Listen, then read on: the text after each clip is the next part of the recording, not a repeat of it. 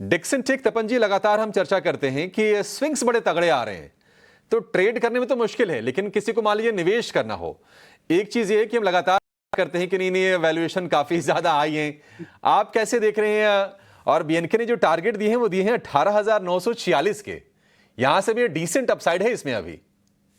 अभिषेक जी, हर 2 दिन में एक रिपोर्ट आता है डिक्सन टेक्नोलॉजी पे।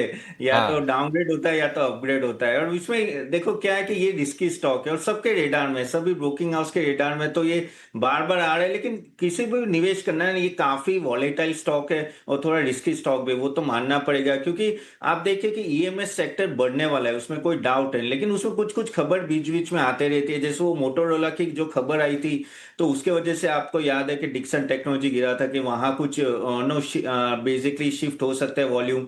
और यहाँ भी अगर आप देखो तो उन्होंने, उनका ग्रोथ अच्छा है, उन्होंने एक्सपेंशन प्लान भी अच्छा है। लेकिन वही है कि किस तरह से इनको ऑर्डर बुक आगे भी मिलते हैं। अभी जो है वो तो है ही, लेकिन आगे मिलते रहेंगे। लेकिन प्रॉब्लम ये होता है वैल्यूएशन का। तो मेरे हिसाब से गलत नहीं है, स्टॉक अच्छा है, कोई डाउट नहीं है। लेकिन अगर कोई किसका रिस्क प्रोफाइल हाई है तो उसको ही डिक्सन टेक्नोलॉजी में जाना चाहिए और उसको बहुत ही सतर्क रहना चाहिए ये जो न्यूज फ्लो आती है। हाँ, लॉन्ग टर्म अगर आप 4-5 साल सोच रहे हो तो रखिए, इन्वेस्ट करना है। लेकिन शॉर्ट टर्म में मुझे लग रहा है कि यहाँ से थोड़ा नीचे है तो आप कीजिए इन्वेस्ट, क्योंकि ये ऑलरेडी स्टॉक काफी हाई है और लैंडस्केप अच्छा है। लेकिन मुझे भी अभी भी वैल्यूएशन में थोड़ा वो लग रहा है और नो काफी वॉलेटाइल भी है। कंफर्टेबल नहीं है, लॉन्ग टर्म के नज़रिए से अच्छा स्टॉक है, लेकिन अगर शॉर्ट टर्म में अगर आप शॉर्ट टर्म के लिए निवेश करने का सोच रहे हैं तो शायद वैल्यूएशन से एक बड़ा कंसर्न हो सकता है डिक्सन टेक के लिए। फोर्ड जैसे सभी स्टॉक्स तेजी के साथ बंद हुए थे। सौमिल, आपसे पूछना चाहूंगी क्या नजरिया होगा आईटी इंडेक्स पर और नतीजों के पहले किस तरह का पोजिशनिंग रखेंगे आप? और टैरिफ भी एक बड़ा ट्रिगर होगा आईटी सेक्टर के लिए। आईटी ओवरऑल इफ बहुत ही अच्छा लग रहा है in the short term. In the medium term outlook अभी भी कुछ लेवल्स ऊपर में ऊपर की तरफ क्लोजिंग आनी बाकी है।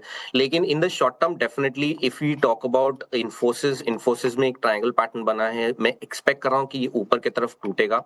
रेजिस्टेंस जो है वो 1669 के आसपास है, 1670 आप पकड़ के चलिए। और यहाँ पर एक बार इसके ऊपर क्लोजिंग आ जाती है 1670 ऊपर में, मुझे लगता है कि बहुत ही अच्छे लेवल्स ऊपर में खुल जाते हैं इन द मीडियम टर्म आउटलुक। 1785 के टारगेट्स आप पकड़ के चल सकते हैं इन the medium term outlook. Short term में आई वुड एक्सपेक्ट 1710 1750 के टारगेट्स।